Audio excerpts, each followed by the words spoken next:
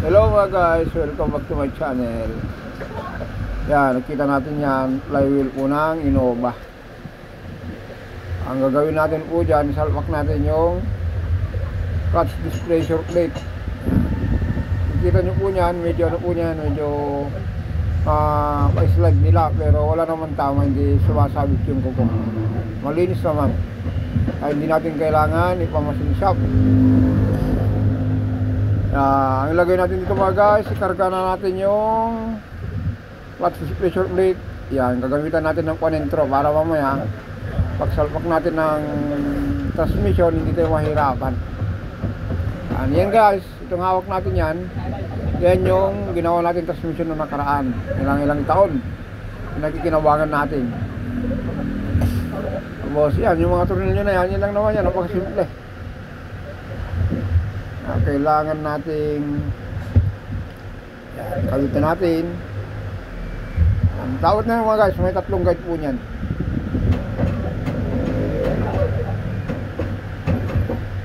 Ito po kasi ang issue nito, sliding. Dinala rito, nag-i-slide.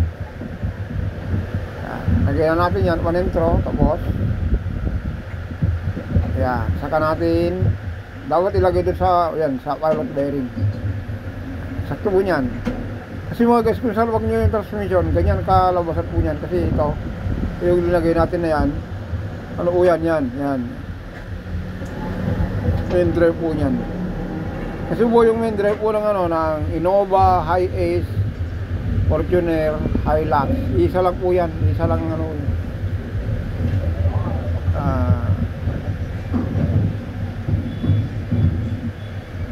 yan po kasi, sabi ko po dyan, yan po yung ginawa natin yung transmission na manual. Nasira po yung niya, yung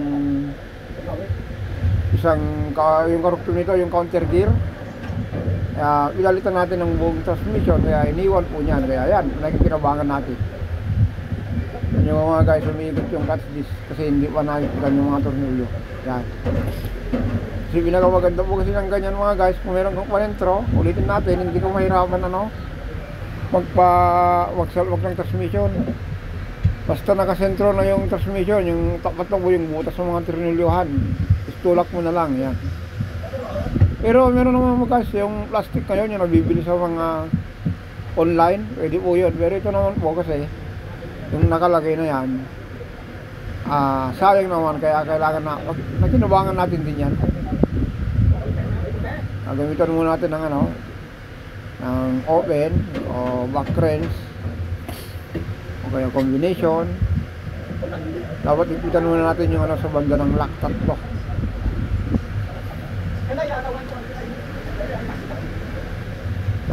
Kasi yung mga guys, mamaya makita nyo po niyan, hugutin natin yung yung nakalagay na yung panentro. Walang kahirap-hirap.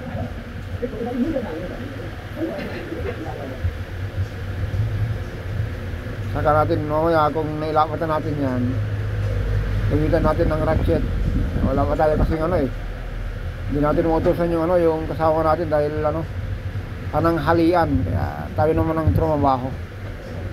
Mamaya sila na lang magsasalwak po niyan, tayo lang magsentro.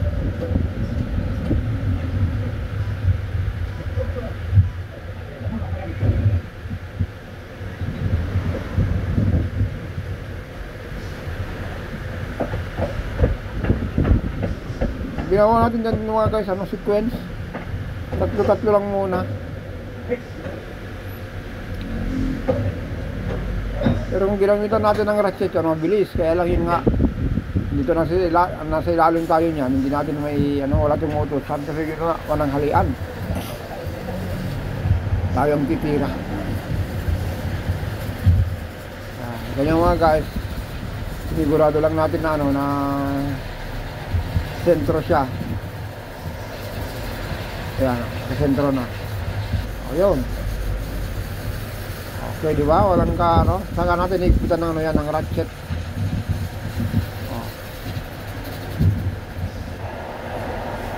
Di ba?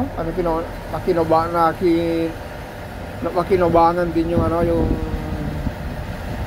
piyesa na yung iniwan. Kasi mga guys, yung piyesa na yan nagagamit natin sa mga rescue. Ang bilis. Nag-rescue ba nga tayo sa, ano, sa Sambales, sa exit.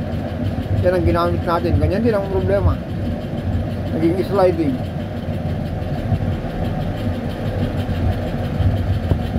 Oh, diba? Napaka-simple. Yan, sa akin gamitan ng, kasi ang ginamit natin dyan mga guys, yung tatlo lang muna. Ngayon gagamitan natin ng ratchet. Diba? Napaka-simple. Ganun lang po. Mamaya po yan, kung nilagay natin yung mga tornilyo na yan, yung 6, kasi ginawa natin yung sequence. Kung nilagay natin yung 6 mga guys, ano na, yung ano na, yung transmission na, masalpak natin sa ating mga kasama. Kasi tayo ang nagsentro po niyan. Di ba? Tawag ko po, simple lang. Totoo naman, basta may gamit ito yung ganun. Inuba yun mga guys, sliding. Ilalita lang natin po dyan pati pressure plate bearing kasi medyo matagal lang yung tinakbo.